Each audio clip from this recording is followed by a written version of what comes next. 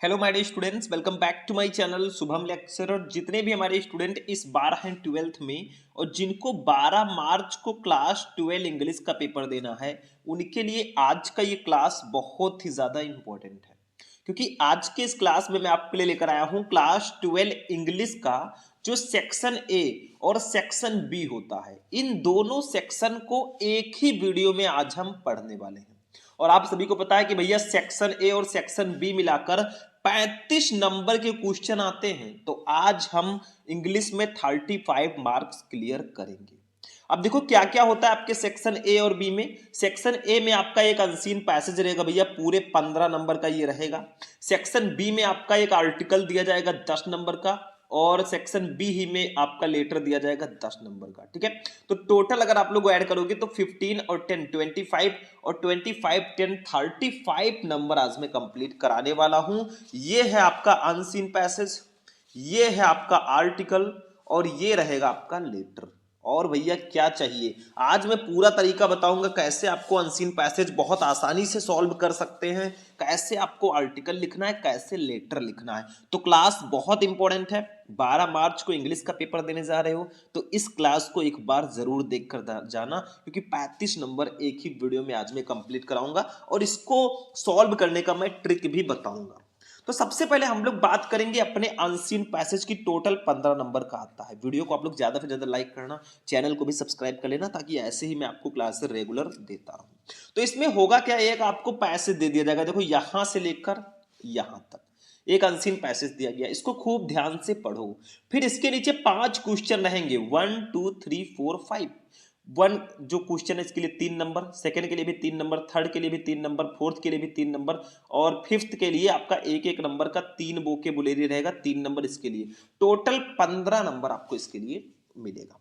तो सबसे पहले हम क्या करते हैं, इसको पढ़ते हैं, थोड़ा हिंदी मीनिंग निकालते हैं, क्योंकि हिंदी मीनिंग अगर आपको पता रहेगा ना तो आप बहुत आसानी से इसको कर ले जाएंगे। और सॉल्व कैसे करना है, कैसे लिखना है, वो तो हम आपको यहां पे बताएंगे। ऐसे लिख कर आओगे 15 में 15 पूरे नंबर लाओगे।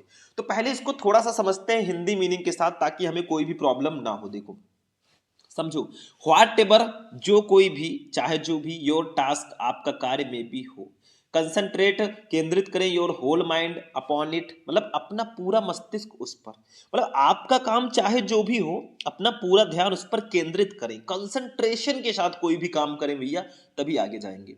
थ्रो, फेंक दें या झोंक दें, इनटू इट, उसमें, ऑल द एनर्जी, अपनी पूरी ऊर्जा, आप व्हिच, जिसमें यू आर कैपेबल, आप समर्थ हो। ठीक है, तो आप अपनी पूरी क्षमता के अनुसार उसमें अपनी सारी ऊर्जा को झोंक दें।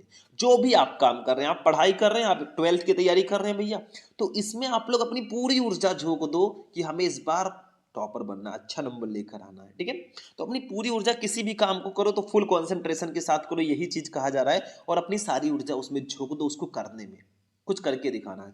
द फाल्टलेस कंप्लीशन, यानी कि दोष रहित पूर्ति, आप स्मॉल टास्क, छोटे छोटे कार्यों की लीड्स, बढ़ावा देता है, इनविटेबल, अनिवार्य रूप से, टू लार्जर टास्क, यानी कि बड़े कार्यों को, यानी कि छोटे छोटे कामों का ना दोष रहित तरीके से पूरा करना बड़े बड़े कामों की प्राप्ति को बढ़ावा देती है। अगर आप छोटे छोटे कामों को अच्छे से पूरा कर लेते हैं ना, तो आप धीरे धीरे बड़े बड़े काम भी पूरा कर लेंगे, यही चीज कहा जा रहा है। सी टू इट, ध्यान रखें, दैट की यू राइज, आप उठें, बाई स्टेडी क्लाइंबिंग, लगातार चढ़ते हुए, एंड और यू विल नेबर फॉल, आप कभी ना गिरे। और ध्यान रखें कि आप लगातार चढ़ते हुए ऊपर उठें और कभी ना गिरे, पीछे मुड़कर कभी मत देखो मेरे भाई, मंजिल की तरफ अगर बढ़ चुके हो तो कुछ करके ही आएंगे। एंड और हियरिन, यहां पर लाइज, छिपा है, the secret of true power, यानी कि सच्ची शक्ति का रहस्य, और यही सच्ची शक्ति का रहस्य छिपा है। लर्न, सीखें, बाय कांस्टेंट प्रैक्टिस, लगातार अभ्यास से, how to husband your resources, कैसे अपने संसाधनों का उपयोग करें, एंड और टू कंसंट्रेट देम, और उस पर कैसे अपना ध्यान केंद्रित करें, एट एनी मोमेंट, किसी भी क्षण, अपॉन ये गिवन पॉइंट, किसी भी दिए गए पॉइंट पर।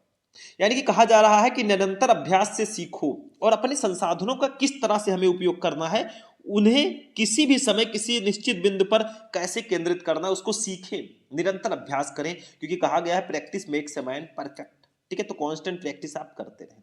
कुछ मूर्ख लोग होते हैं, वो क्या करते हैं देखो, द फूल इज बेस्ट, मूर्ख लोग बेस्ट बर्बाद कर देते हैं, ऑल दियर, अपनी सभी, मेंटल, यानी कि मानसिक, एंड स्पिरिचुअल, और अपनी शारीरिक, अपनी आध्यात्मिक एनर्जी ऊर्जा इन फ्राइवलिटी यानी कि तुच्छ बातों में, फूलिश चैटर मूर्खतापूर्ण बकबक में, और सेल्फिश आर्गुमेंट या फिर स्वार्थी तर्क वितर्क में। यानी कि जो मूर्ख लोग होते हैं ना, मूर्ख फूलिश, वो अपनी सारी मानसिक और आध्यात्मिक ऊर्जा को तुच्छ बातों, मूर्खतापूर्ण बकबक या स्वार्थी तर्क वितर्क में बर्बाद कर देते हैं। Not to mention wasteful physical excesses, ठीक है, और व्यर्थ की शारीरिक अक्षयता की तो बात ही छोड़िए, वो अपनी सारी ऊर्जा फालतू के बकवास में ही बर्बाद कर देते हैं। तो वही कहा गया, जो भी करो आप फुल कंसंट्रेशन के साथ करो।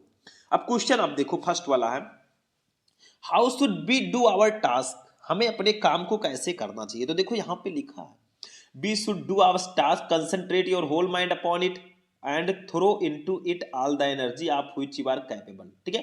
तो इसको लिख देंगे तो कोई दिक्कत नहीं, आपका 2 नंबर कंप्लीट होगा। अगर आप नहीं जानते हैं तो आप यहां से लेकर यहां तक लिख देंगे तो भी आपका 3 नंबर कंप्लीट हो जाएगा।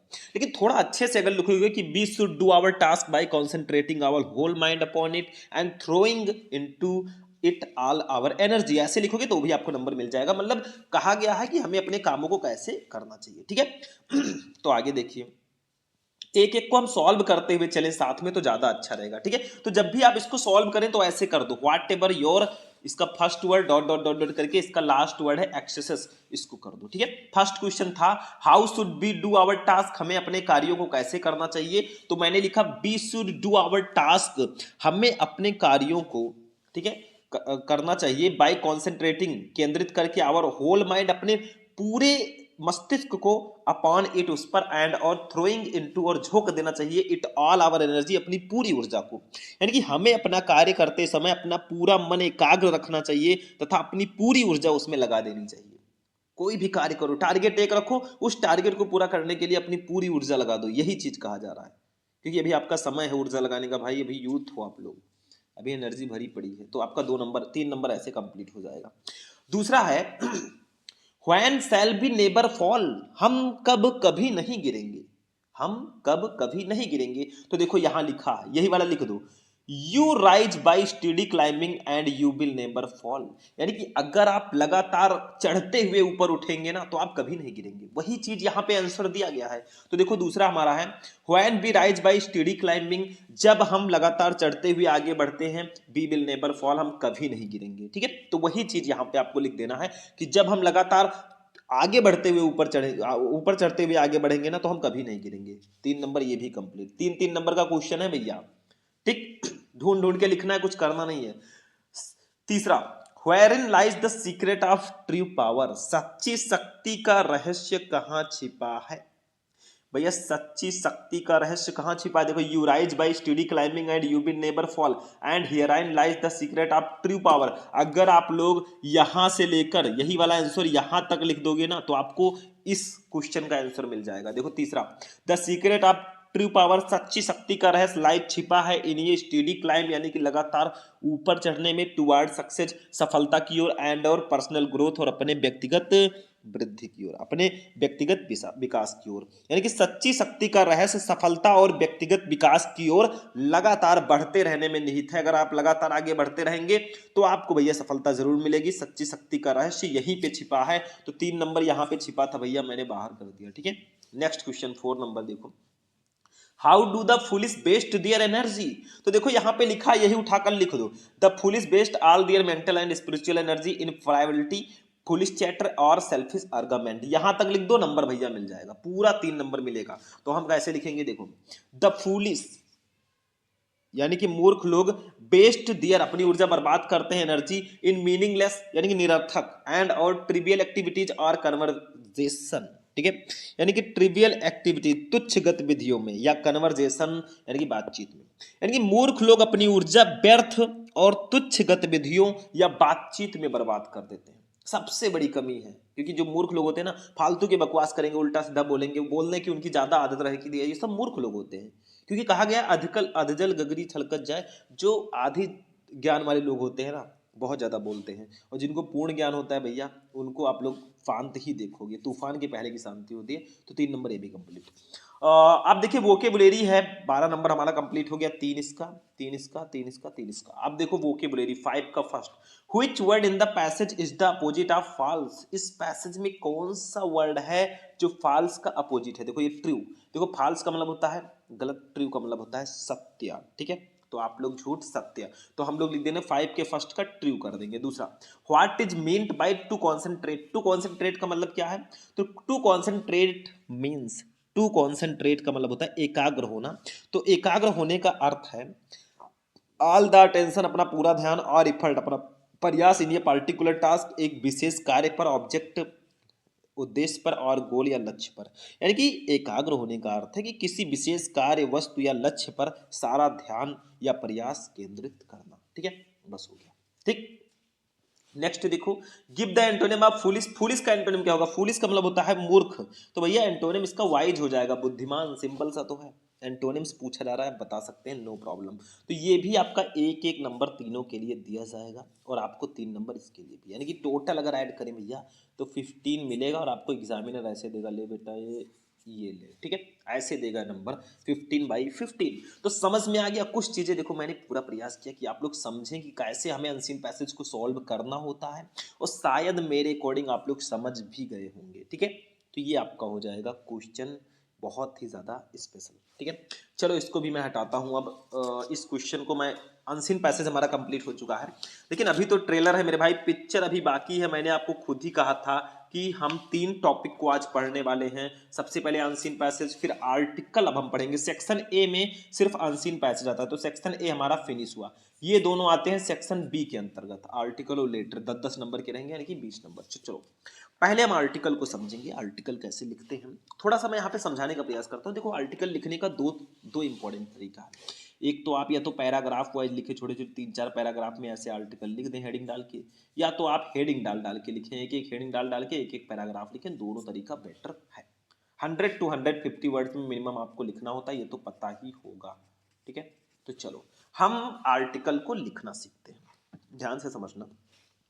आज हमने लिया है एक ऐसे आर्टिकल को जो शायद पूरे विश्व की एक बहुत बड़ी समस्या है, नाम है टेररिज्म, यानी कि आतंकवाद। और आतंकवाद जो है भैया ये बहुत बड़ी समस्या है। ए थ्रेट टू मैनकाइंड, यानी कि ये थ्रेट, एक खतरा, टू मैनकाइंड, मानव जाति के लिए। तो आतंकवाद मानव जाति के लिए एक खतरा, इस पर हम लोग आर्टिकल लिखना सीखेंगे। इसमें मैंने पैराग्राफ वाइज भी बताया है, और आपको कुछ हेडिंग भी, 1-2 हेडिंग मिल जाएंगे, तो दोनों तरह से आप लोग लिख देंगे, ज़्यादा बेटर मेरे हिसाब से रहेगा। चलो इसको समझते हैं भैया। आर्टिकल है तो हम लिखते हैं, देखो हेडिंग डाला, अब हम लिखेंगे टेररिज्म, आतंकवाद इज एन इलीगल एक्ट, एक गैर कानूनी कार्य है, व्हिच, जिसका एम, उद्देश्य, टू क्रिएट, उत्पन्न करना, फियर, डर, अमॉन्ग ऑर्डिनरी पीपल, यानी कि सामान्य लोगों के बीच। तो आतंकवाद एक गैर कानूनी कार्य है जिसका उद्देश्य आम लोगों में भय या डर पैदा करना है। Terrorism is not just a word, terrorism सिर्फ एक शब्द ही नहीं है। This is the most important threat, ये सबसे महत्वपूर्ण खतरा है टू ह्यूमैनिटी, मानव जाति के लिए। तो आतंकवाद सिर्फ एक शब्द ही नहीं है, ये मानव जाति के लिए एक बहुत बड़ा खतरा है। इफ ये पर्सन, अगर कोई व्यक्ति और ग्रुप या कोई समूह स्पिरिट्स फैलाता है, वायलेंस, हिंसा, रियोट्स, दंगे, बलगेरी, चोरी, रेप्स, बलात्कार, किडनैपिंग, अपहरण, फाइटिंग, लड़ाई झगड़े, बॉम्बिंग, बम विस्फोट, all of this is terrorism, यही सब तो आतंकवाद है। यानी कि अगर कोई व्यक्ति या समूह हिंसा, दंगे, चोरी, बलात्कार, अपहरण, लड़ाई झगड़े, बम विस्फोट फैलाता है, तो यही सब आतंकवाद है भैया। भारत में कब आया आतंकवाद? देखो, for the first time in India, Bharat में पहली बार टेररिज्म, आतंकवाद वाज कंसाइडर्ड, पहचाना गया, माना गया नक्सलाइट, नक्सलियों के रूप में। यानी कि आतंकवाद को नक्सलवाद, भारत में पहली बार आतंकवाद को नक्सलवाद माना गया, फॉर द फर्स्ट टाइम, पहली बार, इन 1967, 1967 में, सम इनहेबिटेंट्स, यानी कि कुछ नक्सलवादी, ठीक है, of the Bengal region, Bengal क्षेत्र के, बियर फ्यूरियस, वो बहुत ज्यादा क्रोधित हो गए, उग्र हो गए, ठीक है। तो 1967 में पहली बार बंगाल क्षेत्र के कुछ निवासी, देखो इनहेबिटेंट का मतलब होता है निवासी, तो कुछ निवासी जो है उग्र हो गए थे बहुत ज्यादा। दे केम वे आउट, वे बाहर आए, एज नक्सलाइट, यानी कि नक्सलियों के रूप में, टू मेक दियर, रखने के लिए, पॉइंट ऑफ व्यू, अपना पॉइंट ऑफ व्यू, अपना दृष्टिकोण, और वो अपनी बात रखने के लिए नक्सलियों के रूप में, नक्सलवादी के रूप में सामने आए। तो पहली बार भारत में आतंकवाद को नक्सली के रूप में देखा गया। ठीक है, चलो ये हो गया।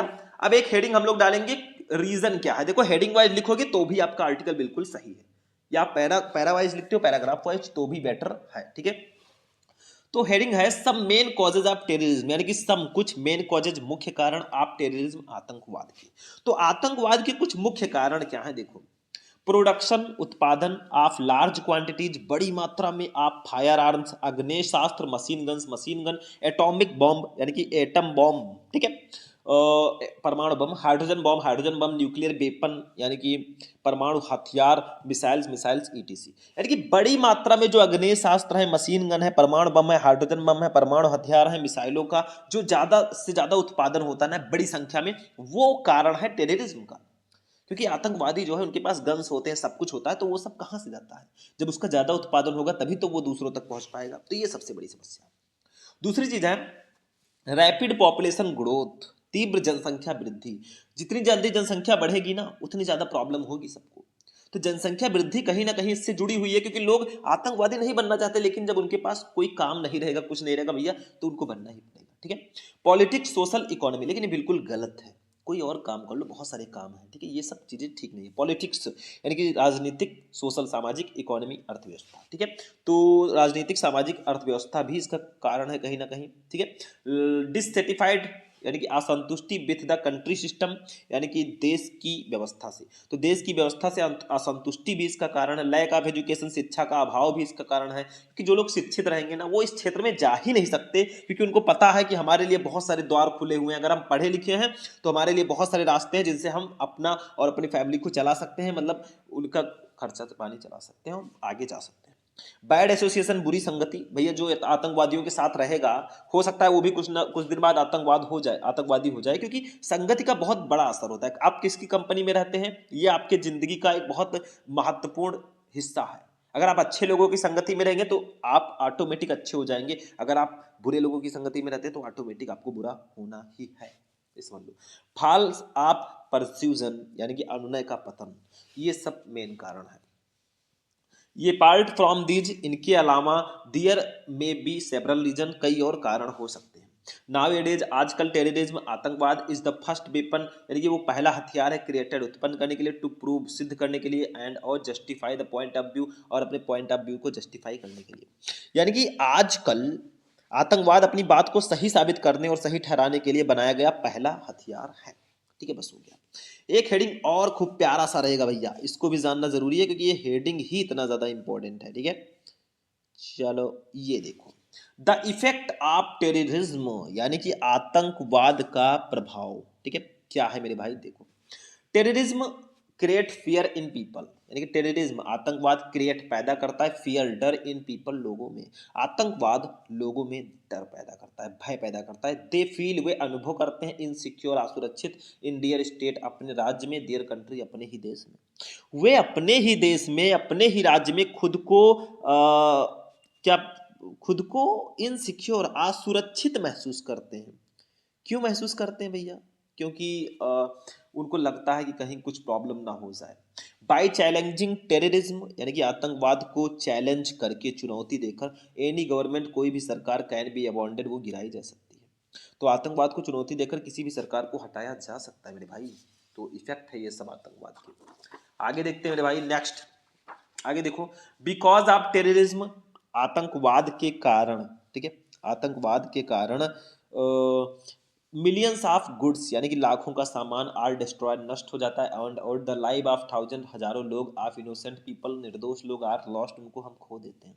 तो आतंकवाद के कारण लाखों का सामान नष्ट हो जाता है और हजारों निर्दोष लोगों की जान चली जाती है, जिनको हम लोग खो देते हैं सिर्फ और सिर्फ आतंकवादियों के कारण और आतंकवाद के कारण। The animals are so killed, भैया जहां पे बमबारी हो गई या लड़ाई झगड़ा हो रहा है रूस यूक्रेन की तरह, वहां पे भी बमबारी होगी तो वहां के जानवर भी मारे जाएंगे, आदमी तो जाएंगे ही जाएंगे। तो द एनिमल्स आल्सो किल्ड, यानी कि जानवर भी मारे जाते हैं। देखो अगर बमबारी होती है, कोई भी चीज होती है ना, तो उससे वातावरण भी प्रदूषित होता है, मनोहानि भी होती है, लोग मारे भी जाते हैं, उसके बाद में बहुत सारी हानियां होती हैं।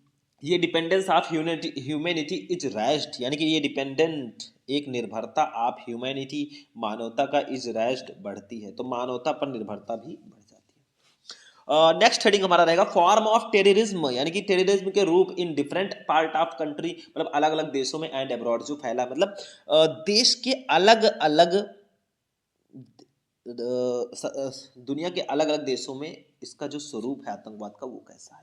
सिर्फ भारत ही हमारा आतंकवाद से नहीं जूझ रहा है, पूरी दुनिया जूझ रही है। ठीक है, पहला आतंकवादी हमला जो है वर्ल्ड ट्रेड सेंटर पर बहुत बड़ा हमला हुआ था, अभी मैं बताऊंगा। देखो टुडे, आज टेररिज्म, आतंकवाद is not only the problem of India, ये सिर्फ भारत की समस्या नहीं है। आवर नाइबरिंग कंट्री, हमारे पड़ोसी देश एंड गवर्नमेंट्स और सरकार अक्रॉस द कंट्री, देश के आर मेकिंग, वो लगा रही है ये लॉट ऑफ इफर्ट, बहुत सारे प्रयास टू डील विथ इट, इनसे निपटने के लिए।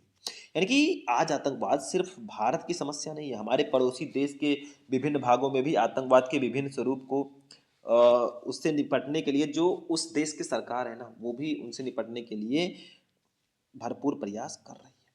द लार्जेस्ट टेररिस्ट अटैक, यानी कि दुनिया का सबसे बड़ा आतंकवादी हमला इन द वर्ल्ड, दुनिया का इज कंसाइडर्ड, यानी कि माना जाता है वर्ल्ड ट्रेड सेंटर पर ऑन सितंबर 11 सितंबर 2001 को ओसामा बिन लादेन ने अटैक किया था द टालेस्ट बिल्डिंग, यानी कि सबसे लंबी बिल्डिंग इन द वर्ल्ड, संसार की मोस्ट पावरफुल कंट्री, सबसे शक्तिशाली देश, कॉजिंग मिलियन ऑफ, हाँ इतना समझ गए।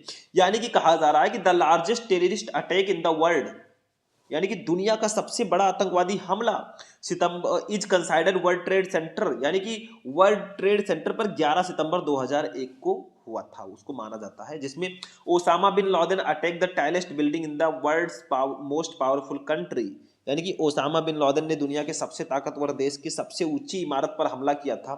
हुआ क्या, कॉजिंग मिलियंस ऑफ कैजुअलिटीज, जिसमें लाखों लोग हताहत हुए थे, and thousand of people who died under the rubble, और हजारों लोग हु डाइड, जो जिनकी मृत्यु हो गई थी अंडर द रबल, यानी कि मलबे में दबकर। ठीक है, तो जिसमें लाखों लोग हताहत हुए थे और हजारों लोग मलबे में दबकर मर गए थे, उनकी मृत्यु हो गई थी। तो दुनिया का सबसे बड़ा आतंकवादी हमला अमेरिका के वर्ल्ड ट्रेड सेंटर पर माना जाता है 11 सितंबर 2001 को, जिसको ओसामा बिन लादेन ने करवाया था, बहुत सारे लोग की मृत्यु हो गई थी उसमें। ठीक है, तो ये हो गया।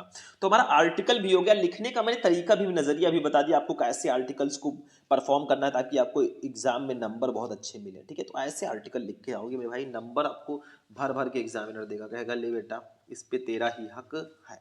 ठीक है, तो इसको भी मैं अब हटाता हूं मेरे भाई। अब हम चलते हैं अपने नेक्स्ट टॉपिक पे। नेक्स्ट टॉपिक हमारा है लेटर राइटिंग, ये भी 10 नंबर का पूरे का पूरा पूछा जाता है, तो हम इसको अब समझेंगे। देखो लेटर राइटिंग, ठीक है, किस टॉपिक पर हम लेटर लिख रहे हैं पहले उसको दिखा देते हैं। देखो, राइट ए लेटर, एक पत्र लिखो to the water work department, यानी कि जल कार्य विभाग वालों को, कंप्लेनिंग, शिकायत करते हुए, अबाउट के बारे में, इरेटिक, अनियमित एंड पॉल्यूटेड वाटर सप्लाई, और प्रदूषित जल आपूर्ति की इन योर लोकेलिटी, अपने इलाके में। यानी कि अनियमित अपने इलाके के अपने इलाके में अनियमित और प्रदूषित जलापूर्ति की शिकायत करते हुए जल कार्य विभाग वालों को एक पत्र लिखो। ठीक है, के बारे में शिकायत करते हुए। तो हम मान लो भैया एड्रेस आप कुछ भी डाल सकते हो, कोई दिक्कत नहीं है। तो हमने लिख दिया है जैसे नवाबगंज गोंडा उत्तर प्रदेश 12 मार्च 20XX, मतलब आप लोगों को छोटा सा एड्रेस लिखना है। एड्रेस कोई ज़रूरी नहीं है कि आप यही लिखो, जहाँ से हो उसको भी लिख सकते हो, कोई प्रॉब्लम नहीं है। तो हमने लिख दिया नवाबगंज गोंडा उत्तर प्रदेश। ठीक है, फिर आप किस डेट को ये लिख रहे हैं, तो 12 मार्च 20XX, चूंकि हम कॉपी में लिख रहे हैं भैया तो हमें पूरा डेट नहीं लिखना है। अगर आप सच में लिख रहे हो, किसी का शिकायत करते हो, तो डेट लिख देना है, क्योंकि पता चलना चाहिए ना कि किस तारीख को ये दिए हैं। तो नवाबगंज गोंडा उत्तर प्रदेश, डेट हो गया। फिर आप किसको लिख रहे हैं, टू लगाकर द वाटर वर्क्स डिपार्टमेंट, यानी कि जल कार्य विभाग वालों को, उत्तर प्रदेश के। ठीक है, तो ये आपको पहले अपना एड्रेस, फिर डेट, फिर जिसको आप लिख रहे हैं वो लिखना है।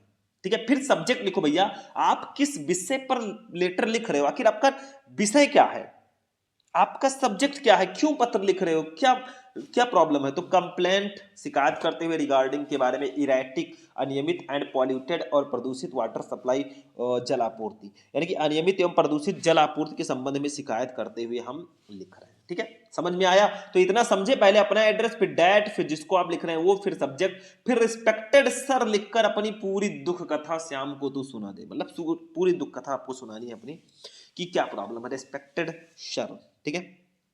आदरणीय महोदय, I would like to draw, मैं आपका आई वुड लाइक मैं करना चाहता हूँ, टू ड्रॉ खींचना चाहता हूँ या आकर्षित करना चाहता हूँ, योर अटेंशन आपका ध्यान, टूवर्ड्स क्योर द इरेगुलर यानी कि अनियमित एंड पॉल्यूटेड और प्रदूषित वाटर सप्लाई जल आपूर्ति इन आवर लोकेलिटी अपने इलाके में। तो मैं आपका ध्यान हमारे इलाके में अनियमित और प्रदूषित जल आपूर्ति की ओर आकर्षित करना चाहता हूँ। हुआ क्या है, ड्यू के कारण द कंस्ट्रक्शन यानी कि निर्माण ऑफ न्यू बिल्डिंग्स नए भवनों के, ठीक है, द वाटर सप्लाई जल आपूर्ति हैज बीन पैट्रियंड उसको विभाजित कर दिया गया है, एंड और नाउ द सप्लाई और अब आपूर्ति हैज बीन इंटरप्टेड उसको बाधित कर दिया गया है, ठीक है। यानी कि नए भवनों के निर्माण के कारण जल आपूर्ति को विभाजित कर दिया गया है और अब आपूर्ति बाधित हो गई है, ठीक है। एज अर्लियर जैसा कि पहले द रेगुलर वाटर सप्लाई नियमित जल आपूर्ति यूज टू बी 3 आवर यानी कि लगभग 3 घंटे इन द मॉर्निंग, दिन में सुबह 3 घंटे पानी आता था, एंड और the same in the evening और 3 घंटे शाम को भी आता था। मतलब जैसा कि क्योंकि पहले नियमित जल आपूर्ति सुबह 3 घंटे और शाम को भी इतनी ही होती थी, ठीक है। बट लेकिन now the same has been reduce, लेकिन अब यही जो सेम है उसको कम कर दिया गया है टू जस्ट एन आवर, सिर्फ 1 घंटे, लेकिन अब इसे घटाकर केवल 1 घंटा कर दिया गया है। एज इट नीड्स जबकि हमें आवश्यकता है ये new non polluted water supply यानी कि एक गैर प्रदूषित जल आपूर्ति की यूनिट फॉर इंडिविजुअल बिल्डिंग यानी कि हमारी बिल्डिंग्स के लिए। तो क्योंकि प्रत्येक भवन के लिए एक नई गैर प्रदूषित जल आपूर्ति इकाई की आवश्यकता है, क्योंकि भैया जल ही जीवन है। अगर पानी ही प्रदूषित रहेगा तो उसको पिएगा कौन, और पी भी लेगा भैया तो बीमार पड़ जाएगा। तो जल स्वच्छ होना चाहिए, ठीक है। और देखो बाकी और भी काम है पानी की, आपको तो पता ही है। देखो फिर लिखना आई होप, मुझे आशा है, ठीक है, फॉर योर कंट्रीब्यूशन आपके योगदान की इन सॉल्विंग सॉल्व करने के लिए या सुलझाने के लिए दिस प्रॉब्लम इस समस्या को। तो इस समस्या को समाधान, इस समस्या को सुलझाने में आपके योगदान की आशा है। Looking forward to your reply, आपके उत्तर की प्रतीक्षा है। फिर लिखना थैंक यू, धन्यवाद, योर सिंसियरली, ठीक है, आपका हृदय से धन्यवाद, XYZ लिख देना, हो गया काम भैया, आपका लेटर कंप्लीट हुआ। तो आपको करना क्या है, पहले आपको अपना एड्रेस लिखना है, फिर आप कब लिख रहे हैं उसको लिखना है, फिर किसको लिख रहे हैं टू लगाकर उसको लिखना है, फिर सब्जेक्ट लिखना है, रेस्पेक्टेड सर लगाकर अपनी दुख कथा सुनानी है, लास्ट में आई होप करना है, थैंक यू लगा के XYZ कर देना है। नाम बिल्कुल भी मत लिखना मेरे भाई, क्योंकि आपको पूरी कॉपी में अपना नाम लिखना ही नहीं है। अब भैया क्वेश्चन में आ गया तो लिखना पड़ेगा, जैसे Shubham said to him I love you, तो ये सब आ गया तो आपको डायरेक्ट से इनडायरेक्ट तो बदलना पड़ेगा। तो भैया आज का जो क्लास है हमारा यहीं पर फिनिश होता है। हमने सेक्शन ए और सेक्शन बी दोनों सेक्शन को एक ही क्लास में मैंने बता दिया। अनसीन पैसेज, आर्टिकल, लेटर को मैंने बता दिया। ऐसे ही क्लासेज अगर आप लोग रेगुलर चाहते हैं तो बस वीडियो को लाइक कर देना, चैनल को सब्सक्राइब कर लेना, और आप लोग कमेंट बॉक्स में जरूर बताया कीजिए कि आपको भैया किस टॉपिक पर क्लास चाहिए, क्योंकि जब आप बताएंगे ना कि सर हमें इस टॉपिक पर ये क्लास चाहिए, ये वाला टॉपिक होना चाहिए, इतना इंपॉर्टेंट होना चाहिए, तो जब आप लोग एक एडवाइस हमें देंगे ना तो उसी के अकॉर्डिंग हम लोग क्लास लेकर आएंगे। तो चलिए फिर हम लोग मिलते हैं किसी नेक्स्ट वीडियो में नेक्स्ट टॉपिक के साथ, तब तक के लिए जय हिंद।